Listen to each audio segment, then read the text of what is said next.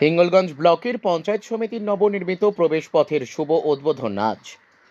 উত্তর চব্বিশ পরগনার বসিরহাট মহকুমার হিঙ্গলগঞ্জ ব্লকের ও পঞ্চায়েত সমিতির নবনির্মিত প্রবেশ পথের উদ্বোধন হলেও বিডিও অফিসের সামনে রাস্তাও নির্মাণ নতুনভাবে করা হয়।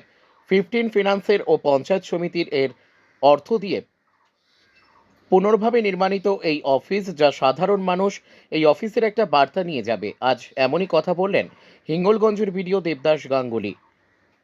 সাধারণ মানুষ এই পুনর্নির্মাণে বিডিও অফিসের নতুনভাবে হওয়াতে সাধারণ মানুষ বলছেন আগে থেকে অনেক ভালো হয়েছে ও খুশি, ও বিডিও সাহেবকে ধন্যবাদ জানালেন সাধারণ মানুষ।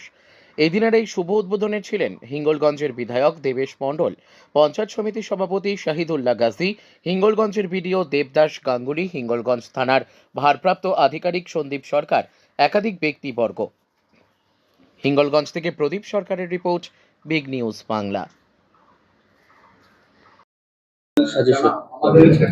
রাস্তা ছিল আগে, ওটা ঢালাই রাস্তা ছিল।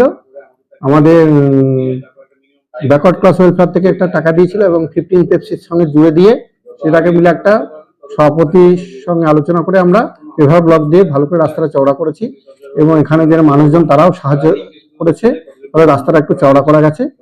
এর ফলে অফিসে যে যাওয়া আসার জন্য যে রাস্তা সেটা একটু বড় হওয়ার ফলে এখানে হিঙ্গলগঞ্জে যেটা ছিল না সেটা সম্ভব হয়েছে।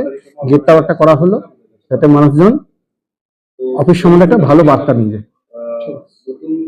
আজকে হলো, আগে তো রাস্তাঘাট খুবই খারাপ ছিল, এখন এই সাহেব আসার পর থেকে রাস্তাঘাট খুব সুন্দর হয়েছে। আর আজকে উদ্বোধন হলো বিডিও অফিসের গেট উদ্বোধন হলো, আগের থেকে হেভি, খুব ভালো লাগছে। আপনার নাম? আমার নাম লক্ষ্মী সরকার।